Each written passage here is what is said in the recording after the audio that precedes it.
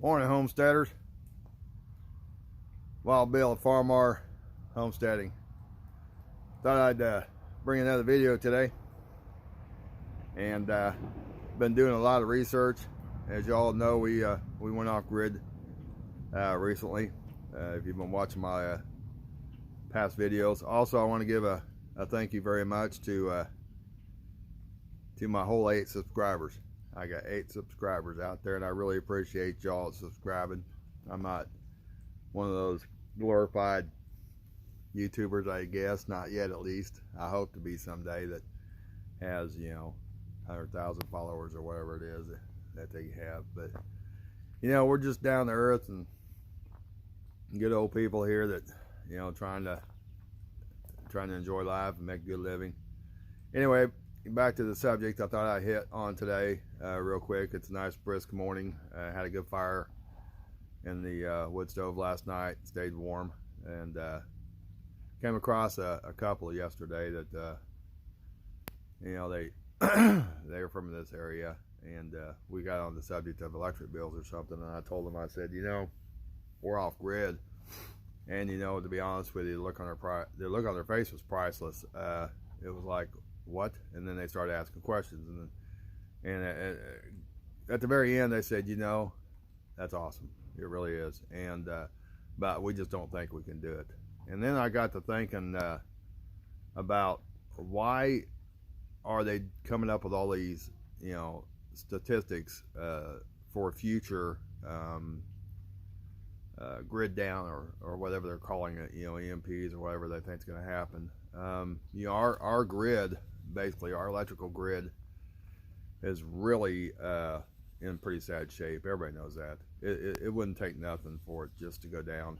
And I got to looking at this one site, which was pretty interesting. There was an analyst that they were saying that within, I do believe within 2 months, if there was a complete shutdown of the United States grid system, electrical wise, that and correct me if I'm wrong, I'm all open to comments and stuff like that. So anyway, I think they said that 65% of the population in the United States would perish within 60 days if total collapse of the grid system, and it did not come back on at all.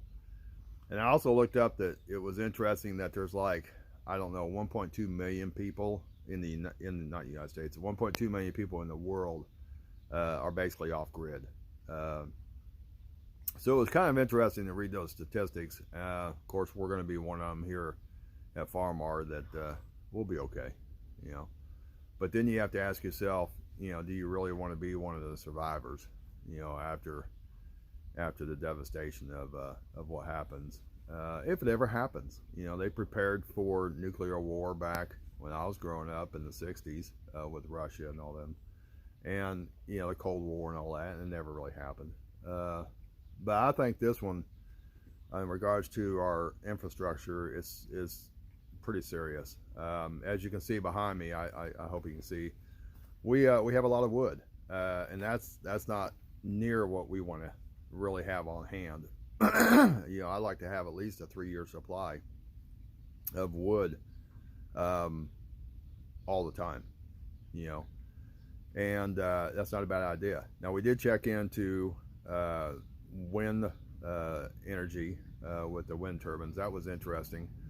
They basically said it wasn't really economical. I mean, the one thing, to give you an idea, you got to put these things, they say you got to put them like 65 feet in the air.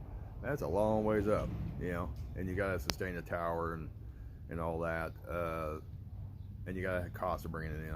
We're actually looking at solar panels. Harbor Freight has that 100-watt solar panel system. We've got some buildings here we're going to run on the solar, and I'll probably just buy a solar kit for each one, just to run the lights. And it's not a bad idea. I mean, the sun's free until the government turns around and says, hey, it's against the law to collect, wind, to use their wind. It's against the law to collect their rainwater. It's against the law to, collect their sun rays. I mean, it's almost to the point where it's stupid, and that's pretty much our government is stupid, because basically what I've learned over the years is if they can't make $1 a single dollar off of something that society is interested in, or supply and demand, they're not gonna allow it. They're gonna outlaw it. They're gonna say, oh, you're not zoned for it, or it's an ordinance. I don't know who came up with the word ordinance, but they need to be slapped in the face. It's crazy. That's why we live in the country. We don't have any ordinances out here. We don't have to deal with permits to build anything. So, if you're thinking about going off grid, or if you're thinking about just starting a homestead, like I said in my videos before, kind of ease into it. We still don't have a generator as of today, and we still don't have solar panels. And, we're fine. Eventually we will get a generator, baby steps, and then we'll get some solar panels next spring. I don't really feel like putting them up, when it's freezing cold outside. But anyway, we're still eating good. There's more than one way to skin a cat, like I said before. But anyway, I appreciate the 8 subscribers. Hopefully it'll increase. I just want to let you know that find a cheap source for wood. You might want to work with the Amish. The Amish, they have sawmills, and they're really good people to work with. They've taught us a lot. We do a lot with the Amish in both areas of where we live, the north and the south areas. And but anyway, I'll let you go at this point in time, homesteaders. This is Wild Bill, Farmar Homesteading, and keep it real. Go off grill. Go go off grill. Go off grid. See how you like it. Just make sure it's a commitment, okay? And stay strong. Later.